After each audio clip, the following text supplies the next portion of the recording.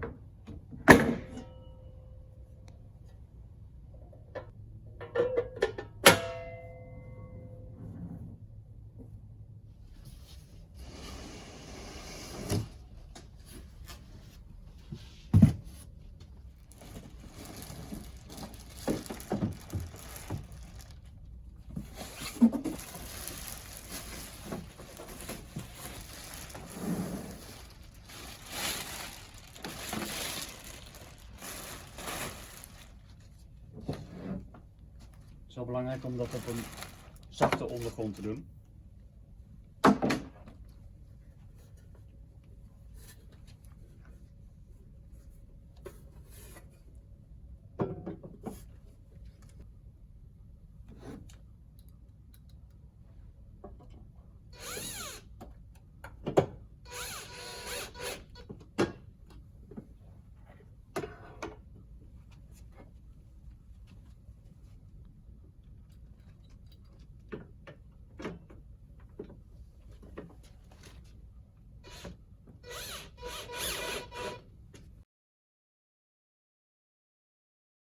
In dit hoofdstuk zal ik de componenten en hun functie toelichten. Ik wil beginnen met het serienummer. Die zit aan de achterzijde van de unit. En er zit een korte instructie voor de gebruiker opgeplakt. Als we kijken naar de vervuilde lucht, die wordt aan de voorkant aangezogen door de unit. En aan de zijkanten en aan de bovenkant komt de schone lucht weer naar buiten. De luchtstroom is te beïnvloeden met een verstelbaar rooster. Goed, als we de unit openen, dan zien we eerst het voorfilter. En hier zien we het hoofdfilter. Die zou ik verwijderen. Dat gaat door middel van twee clips. Het is trouwens de bedoeling op het moment dat filters gewisseld worden, dat je handschoenen gebruikt. Achter het filterpakket zit de ventilator. Die trekt de lucht door het filterpakket heen. En die zorgt dat het aan de zijkanten weer naar buiten geblazen wordt. Hieronder zit de besturingsprint met een bedieningsknop. Die wordt in het volgende hoofdstuk verder toegelicht.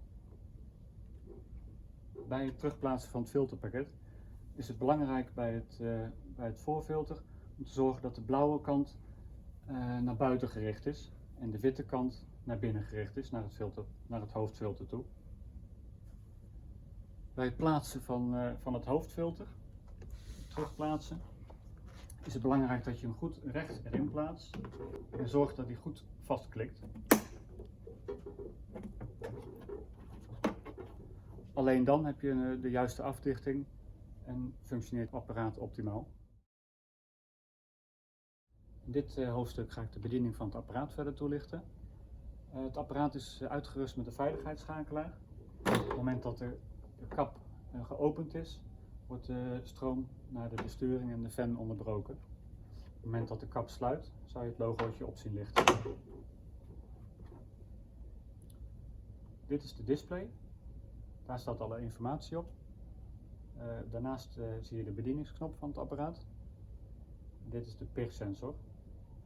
De unit is uitgerust met een PIR-sensor. Dat is een sensor die beweging detecteert. Op het moment dat de unit aanstaat en 30 minuten geen beweging ziet, dan schakelt hij automatisch uit. En dan zou je hem ook weer met de bedieningsknop moeten inschakelen. De ventilator heeft 3 standen: normal, high en boost. Op het moment dat je hem inschakelt de eerste keer, bedien je hem 2 seconden. Dan begint hij met de stand normal. Daarna kan je met de knop er doorheen scrollen. En de laatste, na boost, als je hem dan nog een keer bedient, dan schakelt de unit weer uit. Het is een industrieel apparaat en ga er ook op die manier mee om. Gebruik hem voor de situaties waar hij voor bedoeld is. Het apparaat kan beschadigd raken door een val. En op het moment dat je hem grote hoeveelheden stof laat aanzuigen, dan zullen de filters versneld verstopt raken. Dus pas daarmee op.